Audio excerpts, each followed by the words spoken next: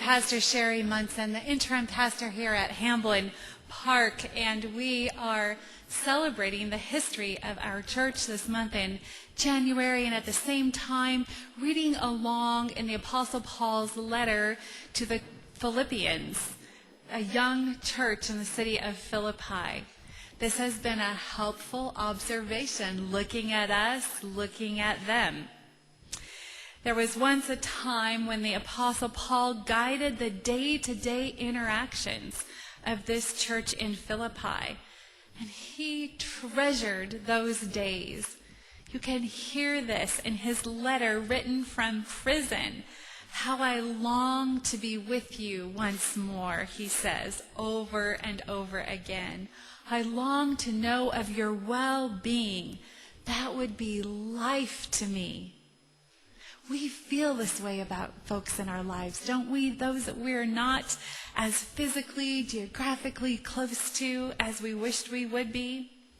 Well, the Apostle Paul poured out his life in this young church. And as we look at verses 16 and 17 in our passage today, we understand that Paul felt comforted by the idea that his ministry among them had not been in vain if there was a spirit among this church of unity and of joy and of harmony and of a common purpose together. When I was a kid, I'll be honest, the time of year that called for parent and teacher conferences was not my favorite time of year. My parents were both public school teachers, which was great, but I remember feeling like they had this unfair advantage of access to my teachers whenever they wanted it. As a kid, this didn't seem right. This was before the invention of student-led conferences, which I think is such a great idea. But back to the point. This is what would happen in my family. Midterm progress reports were first shared by my teachers with my parents. And then my parents would come home and they would want to have a conversation with me. And it usually went something like this. Honey, in your academic subjects, you're doing really well. Phew, that was good. But then came the second part, the real kicker part. But you know what's most important to us, right? Yeah, I knew. It was that part of the report card that was about citizenship. Did I listen well in class? Could I be counted on to be kind to others? When something needed to be done, was I one of the first to volunteer? Honestly, sometimes I felt like that part of school was a little bit harder than multiplication tables and returning books to the library on time, things like that. What my parents knew about a classroom is similar to what the Apostle Paul knew about a church. Harmony and humility matter. Harmony and humility in a classroom nurtures learning. And we all want that. And when a church lives in harmony and humility, amazing things happen. The Apostle Paul points out two such things in our passage today. He says essentially this: visitors to a church will be drawn in when the church is a welcoming, warm, friendly place to be. Put another way, he is essentially saying unbelievers are drawn to the gospel by the way we all treat each other and visitors. People see that something is different here. It's a warm and welcoming place, and they decide, I want to stick around here for a while. I want to know what's going on in the lives of these people. We have heard the truth of this repeated week after week, have we not, in this month of January, as members share about what it was like way back in the beginning and in each era of this church, that friendly welcome, My kids enjoy it here. There was room for us to join in the life of this congregation. These are the hallmarks of Hamblin, and this is what Paul was longing for in the church in Philippi as well.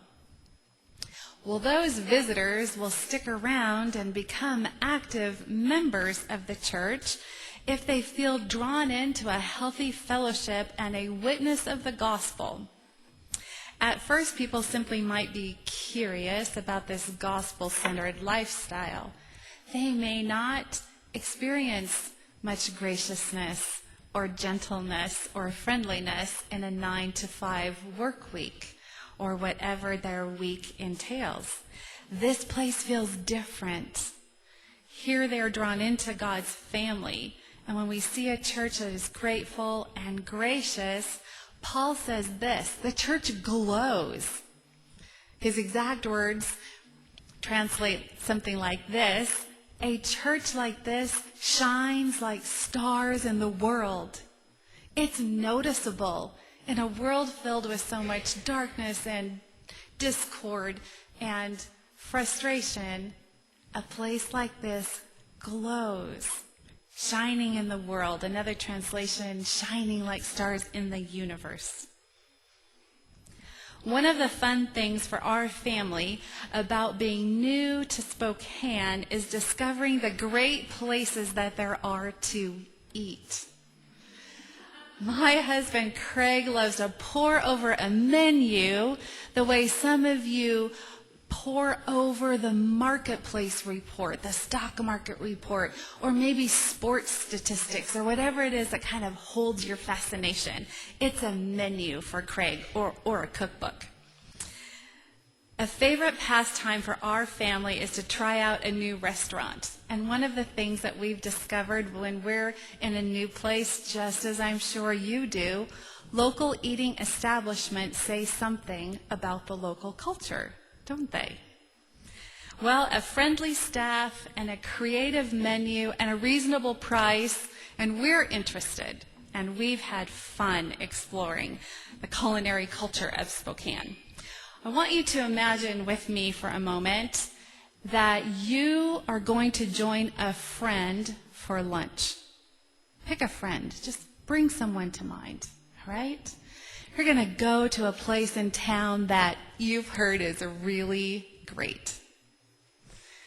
You meet, you're so happy to see one another, and you walk into the restaurant and you notice that the hostess is in a bit of a rough conversation with the manager.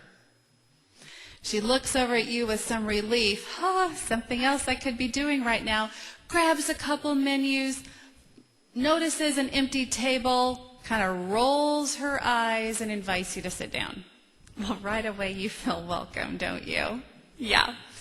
And then the busboy comes by, quickly sloshing glasses of water and kind of tossing some tableware in front of you, and he's grumbling about the management. He's young, but he uses the word management appropriately. And on his way around the corner, he indicates that he might quit. This isn't really a very good place to work.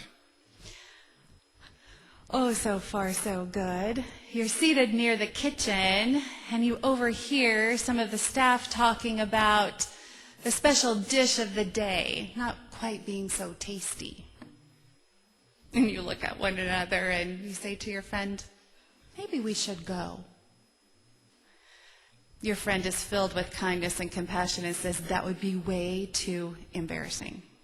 So you eat a quick cup of soup together, and out in the parking lot, you readily agree with one another, we're not going to go back there.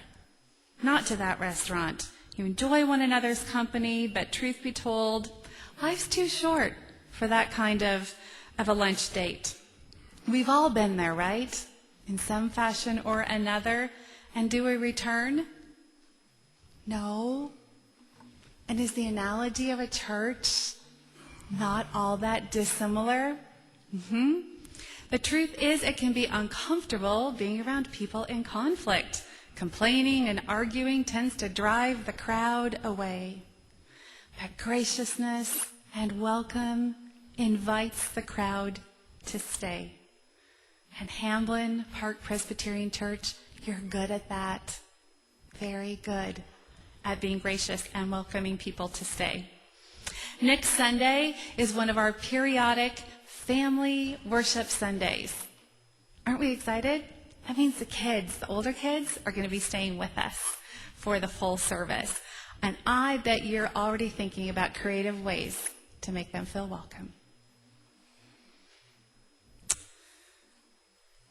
One of the persistently gracious invitations that has been extended to men when they begin attending Hamblin is to come to the Tuesday morning men's Bible study.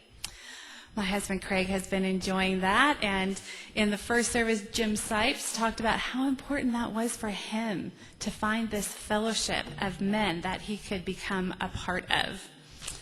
Sharing life together over breakfast and growing in faith through looking at God's Word together is just another example of this gracious invitation to engage in the life of the gospel. And here's the main point of our text. We cannot fake grace. Grace is an undeserved gift that comes to us in Jesus Christ. It is a gift of God that we can do nothing to deserve, nothing to work at when it comes to grace. And when it fills your life, the gratitude and the humility that comes with it needs to be worked out in our life. And that is what the Apostle Paul is talking about in this portion of Philippians. And the great big theological word for that is sanctification. Our sanctification is that working out of our salvation that Paul describes as done with fear and with trembling. It requires a community of faith together engaged in this. Paul points this out in verses 12 and 13, saying that God is at work in you, both to will and to do work for his good pleasure. And God's good pleasure is this, that we would shine as stars in a dark world. God is at work in us in doing this. On our own, we know there is nothing shiny or attractive about us. But God's graciousness to us in Jesus Christ makes all the difference in this dark world. When we come to faith in Jesus, this sanctification, this working out of salvation is a pleasure and a pain to be a part of. And that's what happens in community. We work this out together, and some of it is enjoyable and some of it is hard, and we're in it together. When you're around saved people who live in harmony and graciousness with one another, there is a genuine warmth and welcome, and an absence of what Paul describes in verse 14 as murmuring and arguing among the children of God. May we always strive to be such a congregation of welcome, who are with one another in the joys and the pains and the struggles of life. Being those who long for harmony and for the witness of our lives together to be about pointing people to the gospel of Jesus Christ. And friends, this is possible when we continue working out what God has worked into us, doing all things without complaining and squabbling, so that we shine like stars in our world. Our song of response is a great musical reminder of the truths of this very passage. Let's join in that now together.